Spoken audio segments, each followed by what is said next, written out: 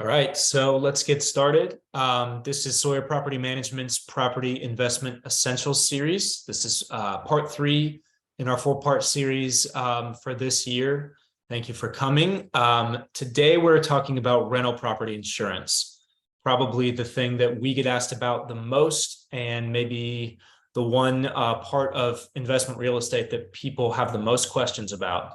So by popular demand, we are going to talk about insurance. So for today, we have Rob Rens, who is the owner of Rob Rens State Farm. My name is Brad Johnson. I am the CEO at Sawyer Property Management. And couple of things. So we are recording this and we will send it out afterwards. So if you want to watch it again or just need to go back and look at something, or you know someone who might benefit from it, please feel free to send it out to anyone. And then we're going to leave a lot of time for questions at the end. You do not have to save your questions for the end. You can submit them as we go. There is a little Q&A button towards the bottom of your screen where you can go ahead and submit questions. Like I said, you don't have to wait to the end. As you think of your questions, just put them in there. And then I will, once Rob is finished with his presentation, I will read them out and he will answer them, and should be able to get a lot of great information that way. So I will go ahead and turn my screen off, turn it over to Rob, and off we go. Thank you, Brad, and good afternoon, everybody. My name is Rob Rens, like Brad said. I own a State Farm insurance agency.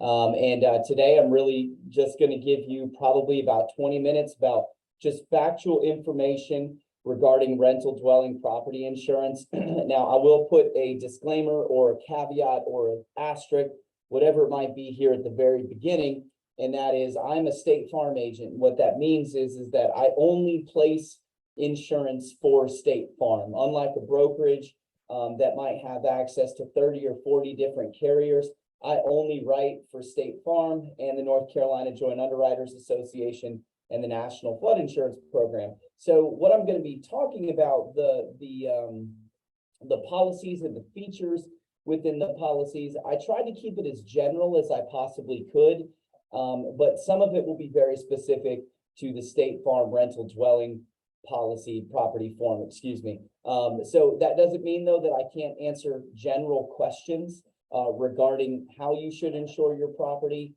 or how you should firewall your risk, or loss prevention protocols and risk management, things that you can take to be an owner who's more prepared to deal with the risk of everyday life of owning investment property. So without any further ado, I'll tell you just a little bit about myself. I'm a Marine Corps veteran. I served in the Marines from 2003 to 2011.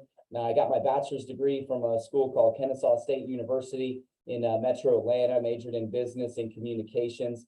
I've been in the insurance industry since 2010, and I opened my State Farm agency here in Wilmington on January 1st of 2020. So we're completing our 3rd year in agency ownership, and we'll be starting our 4th year in January. My professional aspiration is to be a surf bum. I'd really rather not do anything else other than have some kind of woody wagon or something along those lines that I can just drive up and down the East Coast and over to the West and just drop in and get a really gnarly wave. So I don't have huge aspirations to do anything other than that.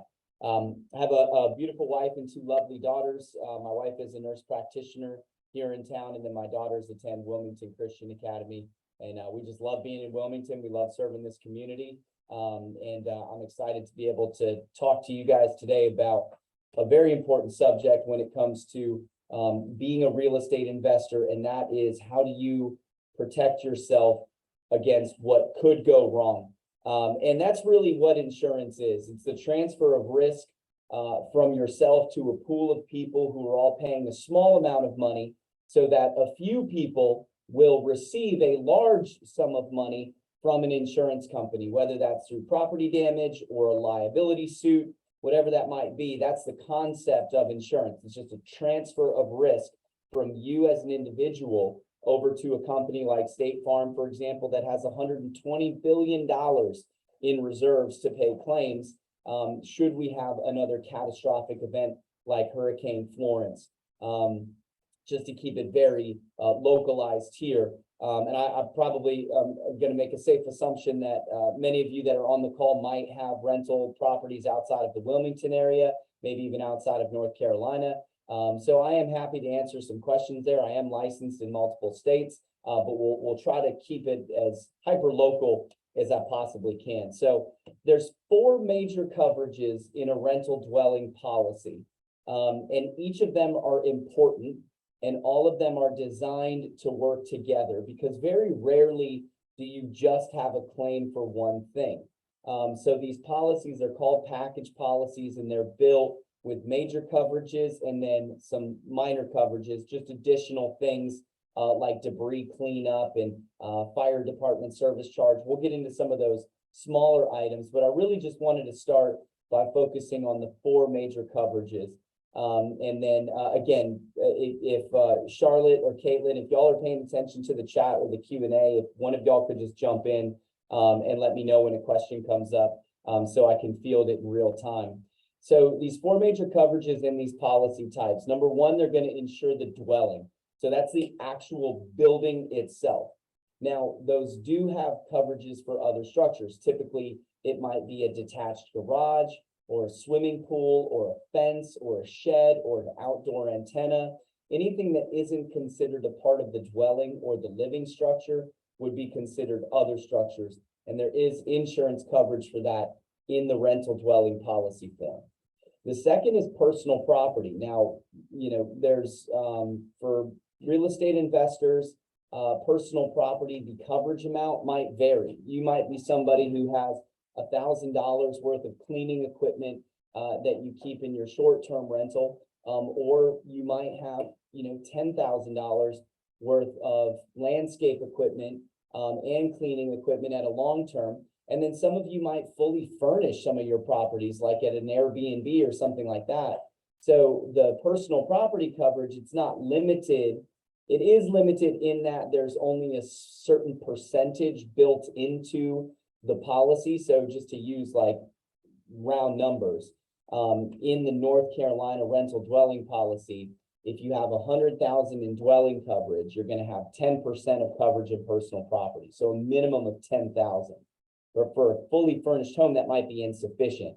Personal property coverage can be increased, but it can never be decreased past that minimum 10% that the North Carolina Department of Insurance requires. So major coverage number 2 is your personal property. And then number 3 is liability. We're going to talk a lot more about liability as we get into some loss prevention measures and risk management solutions, but just a general overview of what liability insurance does for you.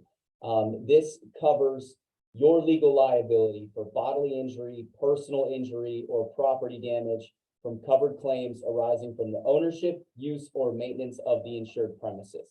That is a very insurance and legalese way to say that if somebody tries to hold you or an LLC, if you have your rental property in an LLC, which is something we're going to talk about again later, then you have liability insurance coverage if they try to hold you or your LLC personally liable for something that occurred while an individual was on that property. And it usually relates to bodily injury, personal injury, or property damage. A little bit more about that later as we kind of get into it a little further.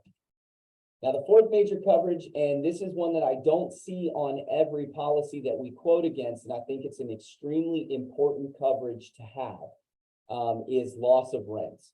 So imagine for a second if we could walk through a scenario. We have a hurricane that blows in, and you have a rental property, an investment property in the downtown Wilmington area. And it's a $250,000 replacement cost on that. You have about $10,000 worth of personal property in there. And if there was a total loss on that dwelling and on that personal property, the insurance company would write you a check for $250,000 to rebuild the building stick by stick and brick by brick, and $10,000 for the personal property. Now, if your policy does not include loss of rents for that period of time that that building is uninhabitable, From the moment that it gets ruined by a hurricane to the time that it's completely demoed, and then through the entire phase of construction, that is income that you would not be collecting because there's nothing to put anybody in for which to collect. So your loss of rents coverage pays you the actual loss sustained for up to a 12-month period. So if you rented this house out in this hypothetical scenario for $2,000 a month over a 12-month period, which is a reasonable expectation for demolition to reconstruction of the home, you would be out $24,000 in income via rents if you didn't have that in your insurance policy. So having loss of rents coverage in your policy is extremely important in this hypothetical situation and will pay you what you would have received, fair market value, for up to 12 months. One caveat, and again, this is an asterisk because I don't know every policy type that's out there in the marketplace, but this can be increased, especially on commercial properties. So if you're a commercial investor, there are options to increase the actual loss sustained from 12 months all the way up to 36 months, because commercial development can take a little bit longer than residential in a lot of cases. So just to recap, the four major coverages in the policy is your property, is the dwelling, the personal property, the liability, and then the loss of rents.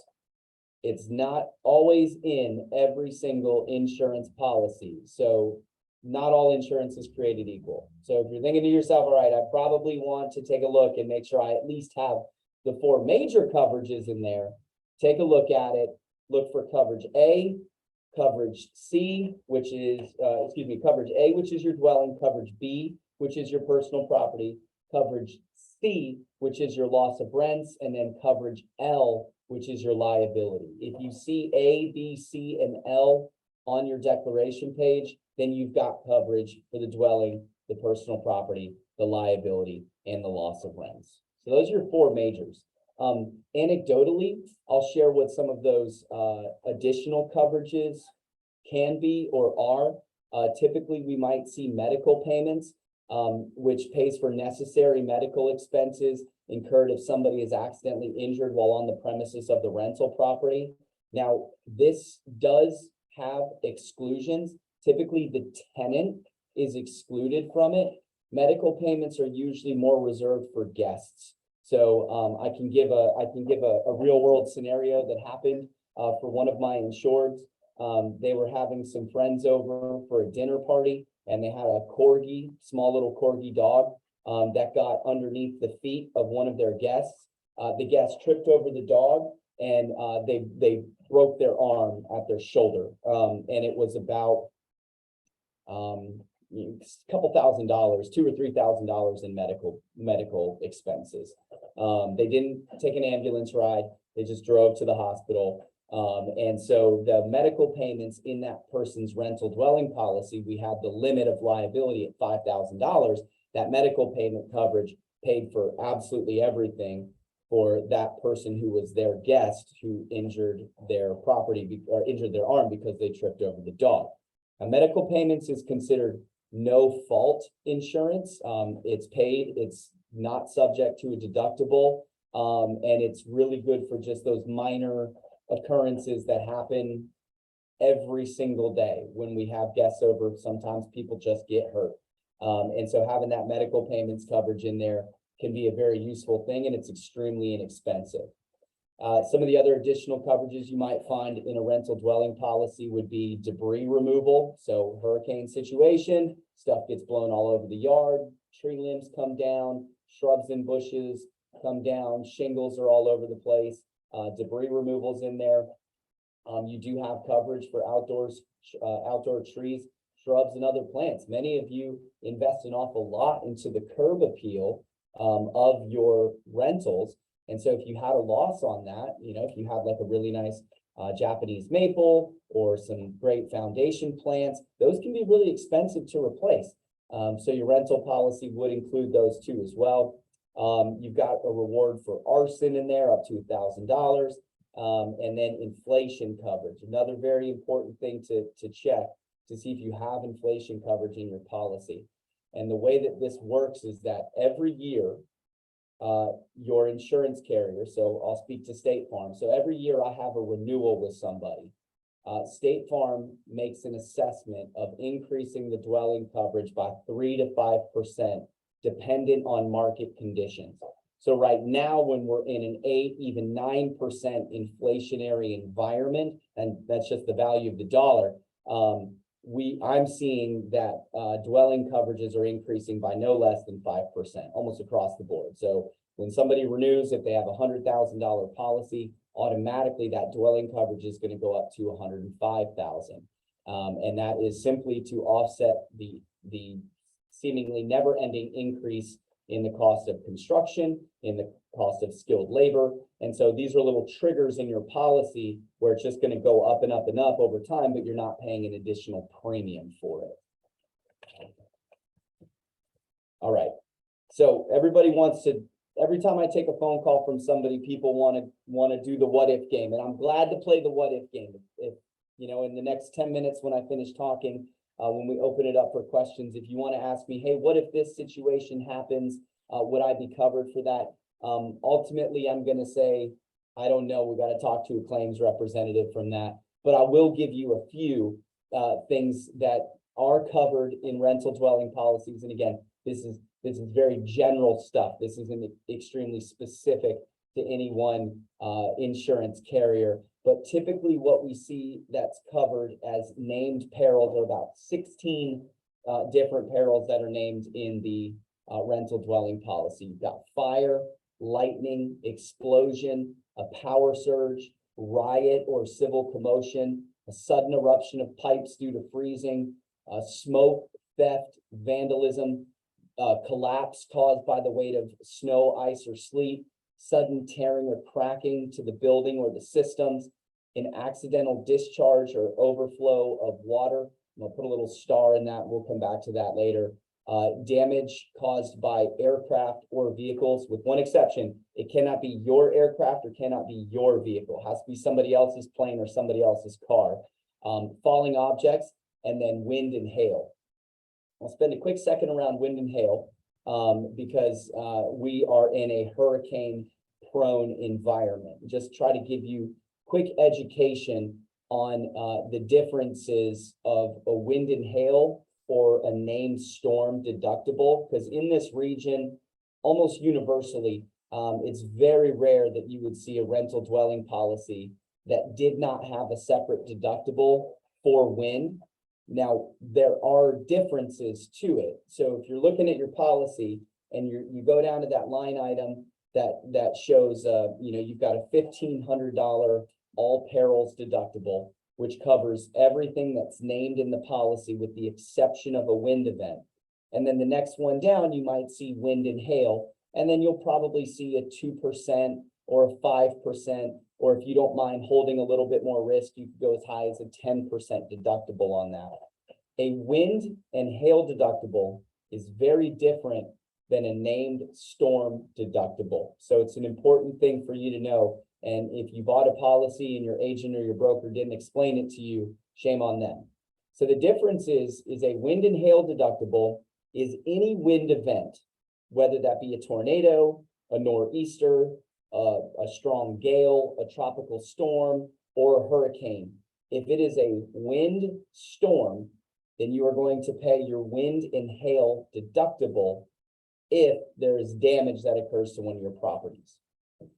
Alternatively, there's something called a named storm deductible, and that is usually only categorized by a tropical storm that has a name associated with it, but more frequently a hurricane that has been named by the National Hurricane, by the NHS, National Hurricane Society, I think it is. I don't think it's society, but by the NHS. So those are two very different features in your policy, and you'll want to know what the difference is. And I say that because I had somebody call me recently.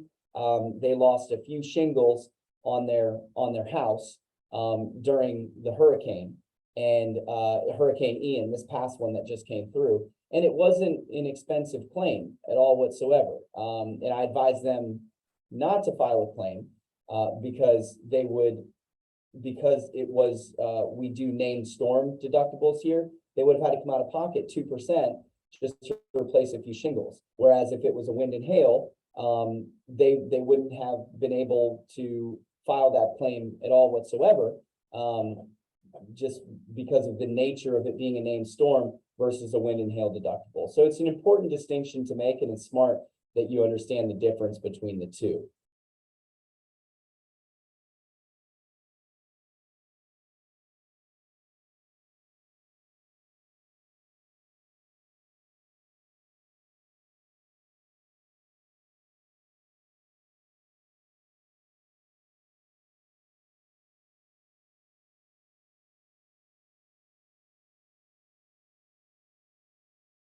We didn't know about it, and something happened to where it was now viable to start a claim. However, it was a very slow leak over time that rotted wood behind drywall. Typically that scenario is excluded, but I get a lot of phone calls about it like, hey, is this going to be covered?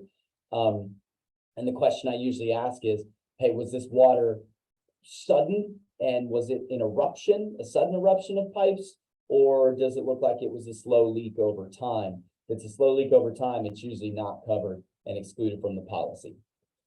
Flooding, water damage caused by flooding or underground water, and water from sewers or drains which enters in and overflows sump pumps is always excluded. I've got a follow up on flooding here in the next couple of slides, but the standard rental dwelling policy form does not include flooding. Now you'll see on this bullet point, I put a star. You can add an endorsement for water backup of your sewer or drain, which is different than a flood. Water backup is, water that is being used by the house, whether through the sinks, the toilets, the washing machine, wherever, that should be leaving, but it doesn't, and it backs up into the house and it causes damage. If your agent or your broker added this coverage via endorsement, it would be covered. If they did not, then that coverage would not be there. Just as a general rule, we always do it. We always add water backup because it's $40 a year. So it's cheap and could save you thousands of dollars. So look at your policy, make sure that you have it on there. If you don't, whatever agent or broker that it is that you work with, talk to them about it and be like, hey, I want you to add this endorsement. This is cheap coverage and it's good to have. Earthquakes and mudslides are not included. You can't add those via endorsement. Damage caused by settling, deterioration, contamination, or nuclear hazard is not covered. Damage by birds, insects, rodents, or domestic animals, not covered. And then liability losses resulting from professional liability or intentional injury to others is not covered. Professional liability, if you are asking what is professional liability, you probably don't need it. Typically, professional liability is for doctors, for lawyers, for insurance agents. If you have to get a license from the state for the job that you perform, usually you would have your own professional liability insurance, but the rental dwelling policy, any property insurance doesn't include professional liability. That's a totally separate thing. All right, if we could in the chat box, true or false, as it relates to a home in Wilmington, have you ever heard somebody tell you that you're not in a flood zone? Or do you believe that your house that's in New Hanover County is not in a flood zone? Just throw it to the chat, if you will.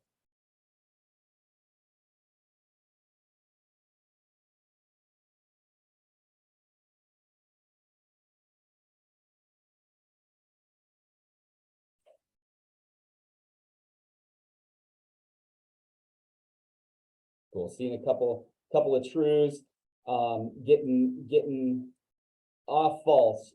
The correct answer is false. Everything is in a flood zone, especially when you live at sea level. Everything in New Hanover County, in Pender, in Onslow, in Brunswick, anything along the coast is in a flood zone. It just depends on what level of risk you are for a flooding event to happen. So that is where you get into flood zones, and what FEMA designates as a high-risk flood zone versus a low-risk flood zone. So just to give you a 30-second rundown, and then I'm going to be finished talking here in a second. We'll be able to answer everybody's questions. Typically, and if you look on Zillow, if you're shopping properties, it'll say flood zone X. Okay, flood zone X means that FEMA has designated it as a lower risk for flooding. If you are moving closer to the coast or you're in some areas that are higher risk, then you might see flood zone AE or flood zone VE. And that means that you're in a much higher risk for flooding. Or it is a property that has had a repeated loss from flooding in the past, is when you see that it's in an AE or a VE. But I see a lot of real estate agents, I see a lot of mortgage people, encouraging people to buy a property and say, hey, it's not in a flood zone, it's not in a flood zone. That is a misnomer. That's incorrect. Everything is in a flood zone. And one fact to just keep in mind is that when Florence hit, which was in recent memory, the largest flooding event that we had here in Wilmington, 25%. So 1 in 4 homes that filed a claim for flooding was in an X zone. So it was in that lower risk designation from FEMA. So I say all that to say you should absolutely look at having flood insurance on your home, and then make a determination if you're willing to hold the risk yourself. That's what I tell all my clients, is like, we cannot possibly prepare for and mitigate every single risk that exists out there. Some you're going to want to hold on your own, and some you're going to want to shift over to an insurance company for flooding. It's a national flood insurance program. So just stop and think about it for a second, give it some thought and go, yeah, I'd feel a lot better sleeping at night knowing that I had a $250,000 in dwelling coverage and 100,000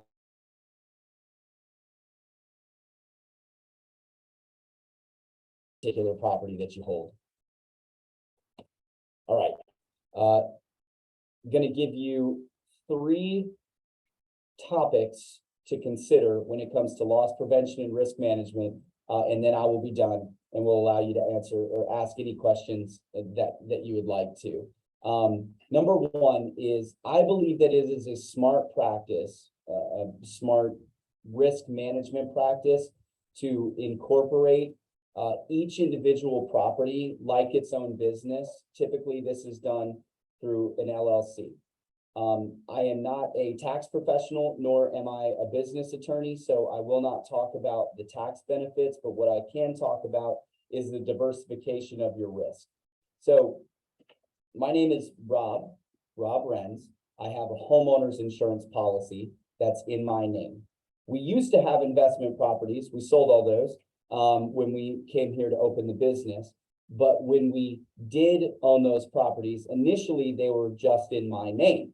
Now, had I ever had a claim that I needed to file on either my investment property or my personal home, that would affect my claims rating experience across Rob Rens, the organization, if we might just look at me as a business entity.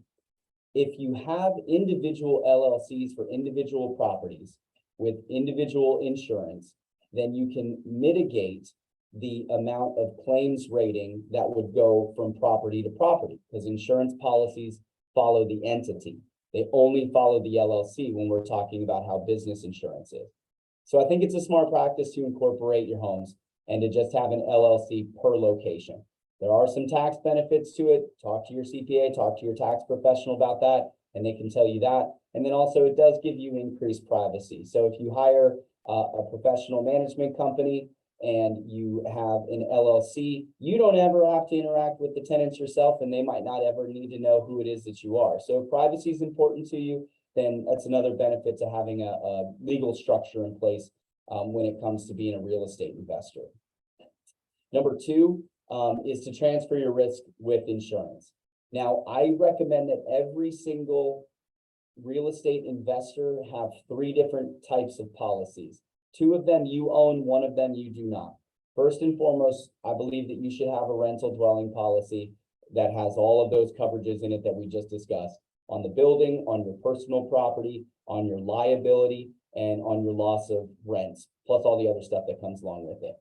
I think it's smart to have an umbrella liability policy over and above that. Typically, our rental dwellings, we do $1 million per occurrence in liability coverage and 2 million annual aggregate. And then I recommend at least a $1 million umbrella policy to go over and above that. So if the disaster situation happened where somebody, a fatality,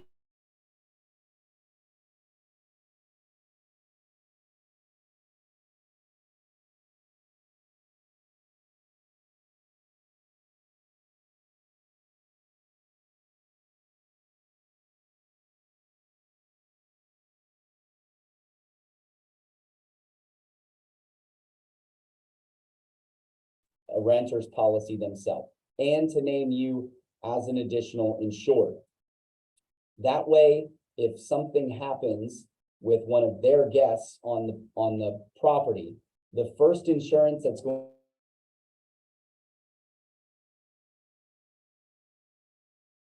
built into it. So if you have a very clear-cut agreement with your tenants, and you say you have to have a renter's insurance policy, you have to name us as an additional insured, should some type of legal liability arise from a guest being at their house, whether they get hurt or there's property damage, the renter's policy, the liability in the renter's policy is going to be the first to pay before it ever touches your rental dwelling or rental dwelling policy or your umbrella policy, whatever it is that you have in place.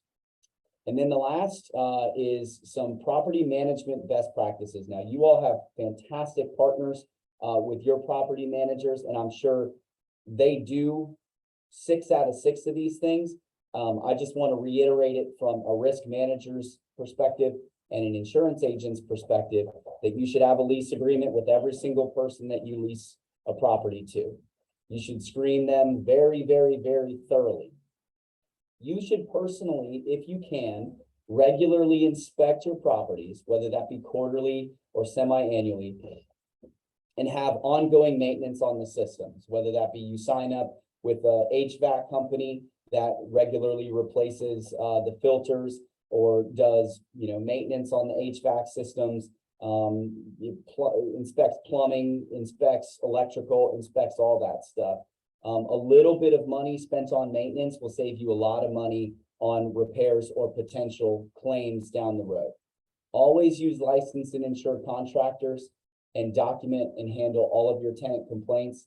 And then last but not least is proactively remediate potential risks on the property. So if you're looking at it and you're like, I wouldn't have that at my house, that's probably a good spidey sense to go, I should have that fixed. And if you do these 6 things regularly on all of your properties, the likelihood of you having a big liability suit on your hand or some kind of potentially very devastating claim from insurance, if you have it, is going to go down significantly. All right. That does it. 20-ish minutes. I wanted to try to leave about 30 minutes for questions. So if there are any, I would be more than happy to take them now.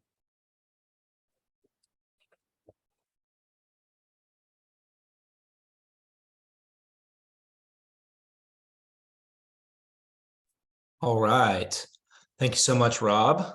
I have a few questions from the audience here. Let's start with HOA insurance and a lot of the confusion that surrounds the difference between the insurance you get through your HOA and what you need if you are the condo owner. So if we have that HOA insurance, do we still need insurance for the unit? What's included in the HOA insurance? What's not included? Can you just talk about that a little bit? Sure. Yeah, and each one is different. But typically, if we're talking about a multi-family type of condo unit, they have what's known as a master policy. You as an owner, they're required to give you one each year. And those master policies typically only cover what would be the exterior of the building and the common areas. So what would be a supplemental insurance for somebody who owns a property underneath that sort of scenario is what we call a walls-in policy. It's also known as a rental condo unit owner's policy, and it covers everything inside the studs. So that would be your drywall, your flooring, your cabinets, your countertops, all of the lighting fixtures, plumbing fixtures, all of that. Typically, they are less expensive than a dwelling policy because you're not insuring the entire structure. You know, you're not insuring the exterior or the roof or any of those things, but they're no less important to have. I'll give you a couple of practical scenarios from some things that we will all probably remember in recent history. You know, in Miami a couple of years ago, there was that condo tower that went down. And so the master policy only paid for the exterior, the shell of that building. Now, I don't know the specifics of it, and I don't know how many people did or did not have insurance in there. But under the language of that master policy, there was no responsibility for the association to pay for the losses of all of those unit owners in there, because their only insurance responsibility was the building itself.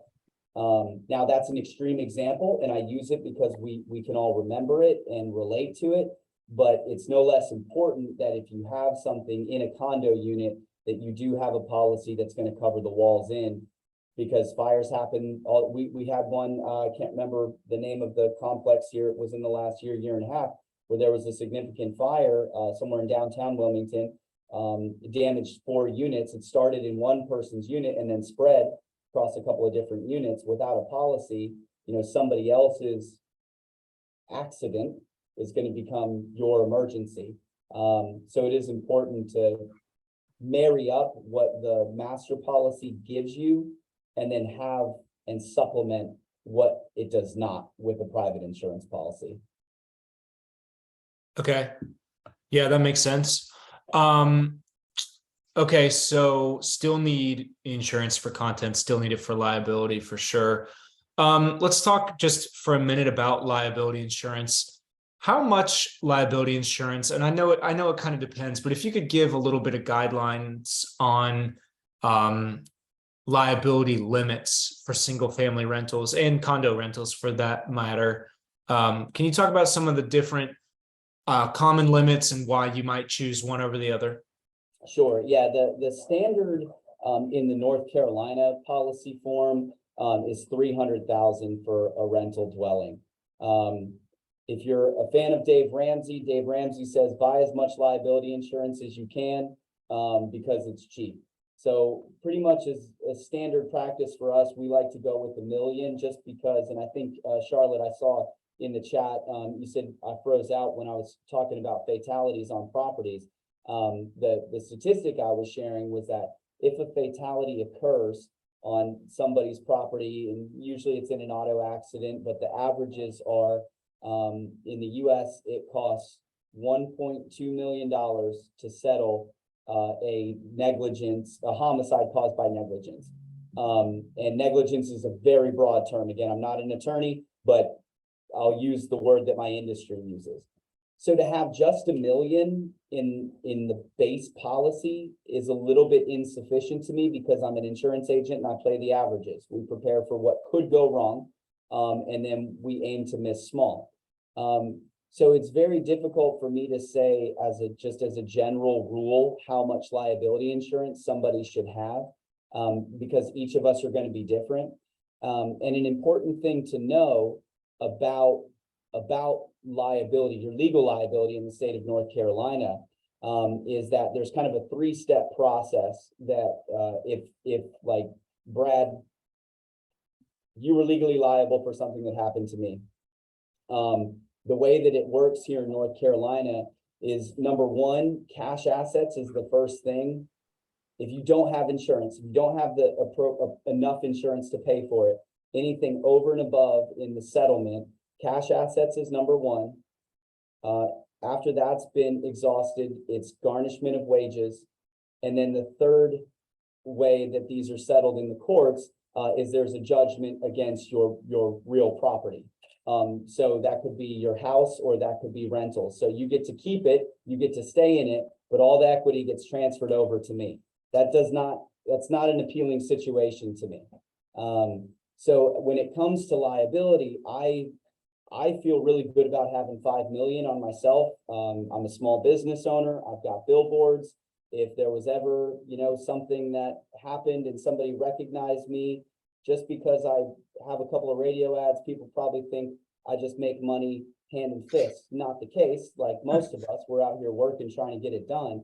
But just because of that, and I think the same goes for real estate investors, but people seem to think that because you have a bunch of real estate investments that your net worth is well beyond what most normal people have, that it's good to have at least 2 million and 1 million of that being in the individual policy itself, and then having an umbrella over and above that. But again, it's all going to vary on somebody's individual situation.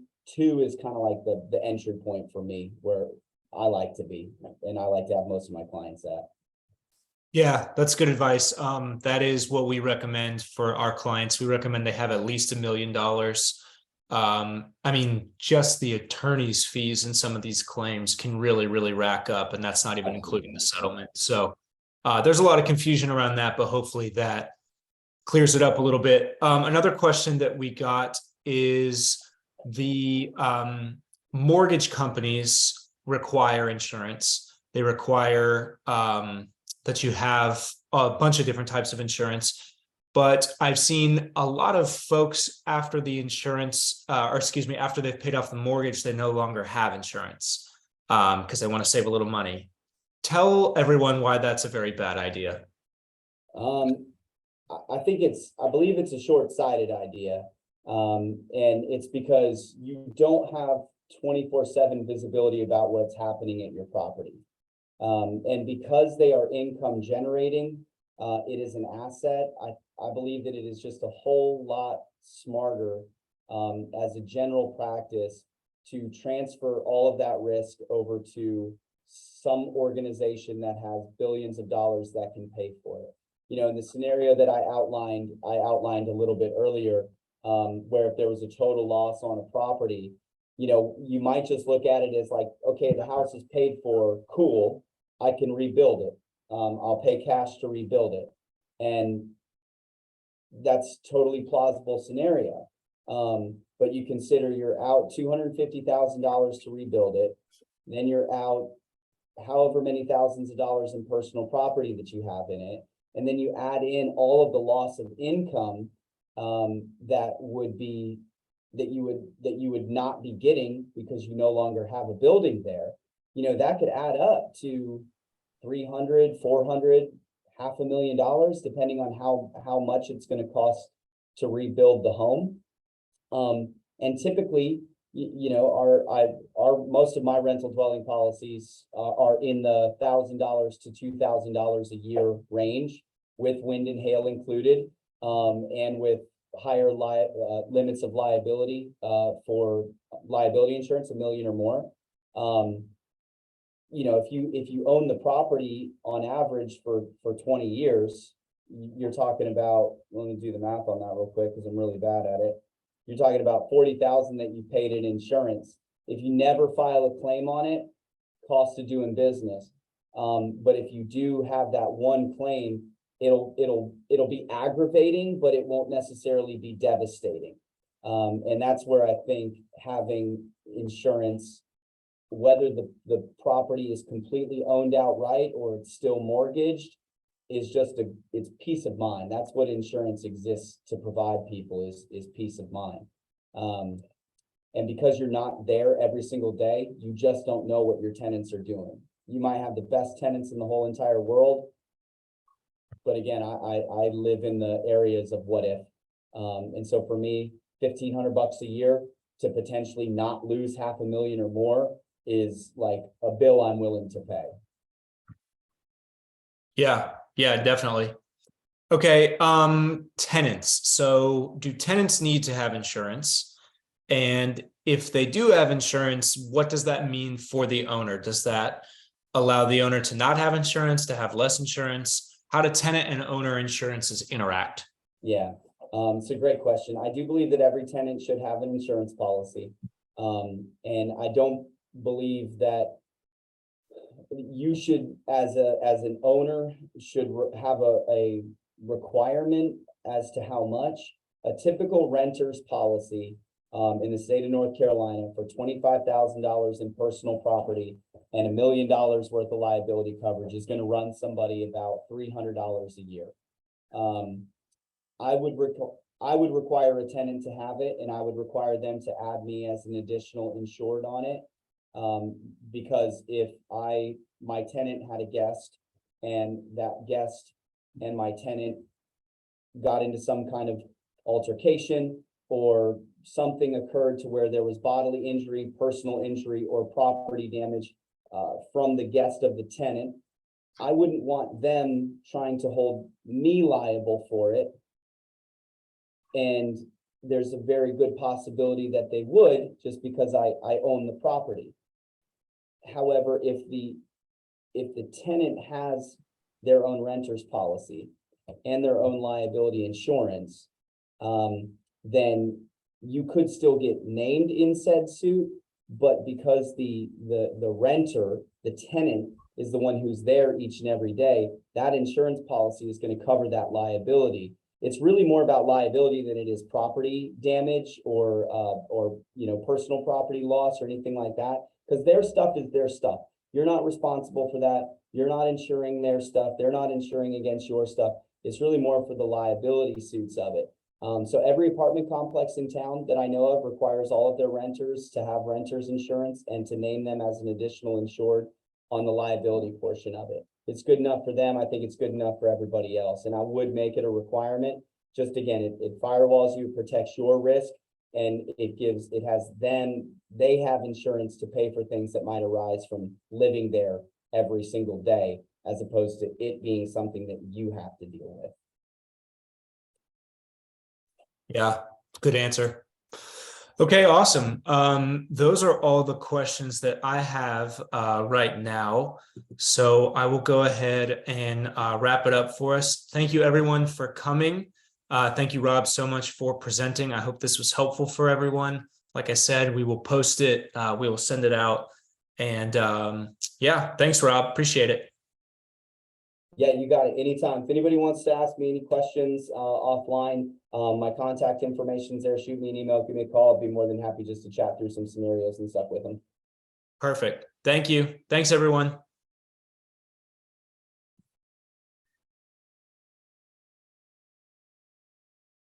that what you wanted?